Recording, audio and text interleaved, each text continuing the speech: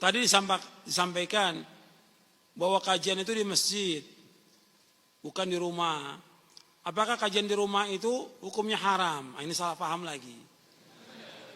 Ini pertanyaan sama dengan pertanyaan ahlul bid'ah.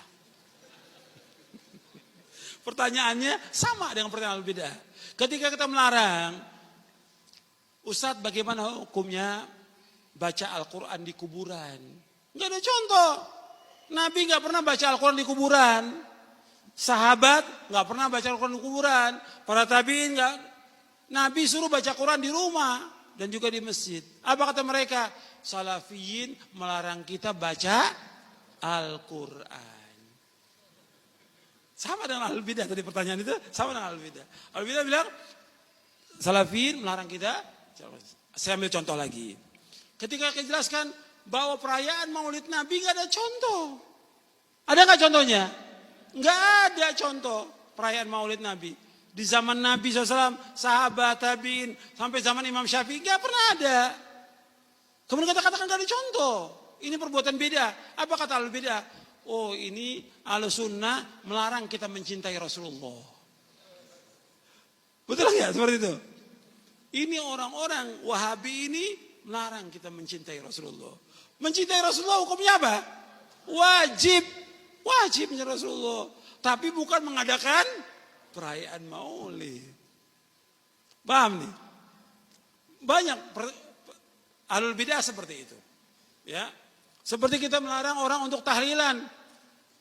Kata mereka apa? Kita nggak boleh baca la ilaha illallah, nggak boleh.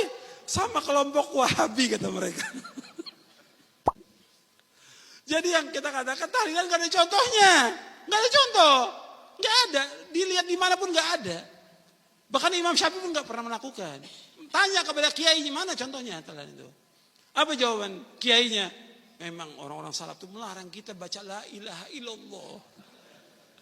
Padahal la ilaha illallah itu harus terus kita ucapkan. Tapi begitulah jawabannya dari Ahlul Bidah. Sekarang kita ngikut nih. Saya katakan ngaji itu di masjid, bukan di rumah. Apa di rumah diharamkan? Karena antum lihat, maslahat di masjid dengan di rumah, maslahatnya di mana? Kan kita dikasih akal yang waras. Iya, disuruh berpikir. Ini masjid, antum lihat kan yang datang banyak ini masjid. Semua orang bisa datang. Tapi kalau di rumah, nggak enak kan orang. Saya nggak diundang, masa saya mau datang? Tadi dianggap saya pengen makan lagi di rumah itu. Iya nggak? Akhirnya apa? Yang datang khusus orang-orang kaya saja. Yang miskin ditinggalkan.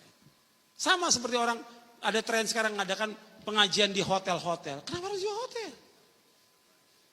Bayar lagi 4 juta. Ada yang bayar 6 juta. Ini sudah membuat kasta baru ini. Kalau di rumah, yang jalan kaki, yang gak punya kendaraan, malu. Yang datang semua pakai mobil, pakai motor. Jadi itu yang diperhatikan.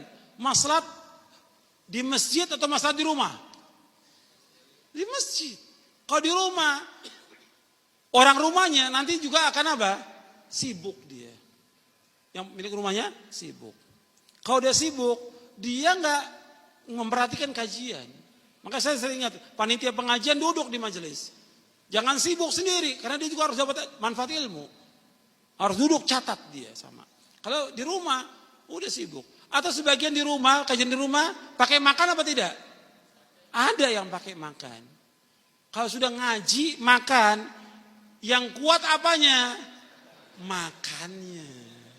Bukan ngajinya. Jadi selama 10 tahun ngaji, yang dapat apanya? Makan. Coba deh, saya ngajak berpikir yang waras. Gitu. Jadi jangan langsung diambil, kalau gitu Ustadz mengharamkan. Loh antum kok gak berpikir? Sama jawaban antum dengan Ahlul Bid'ah nanti itu.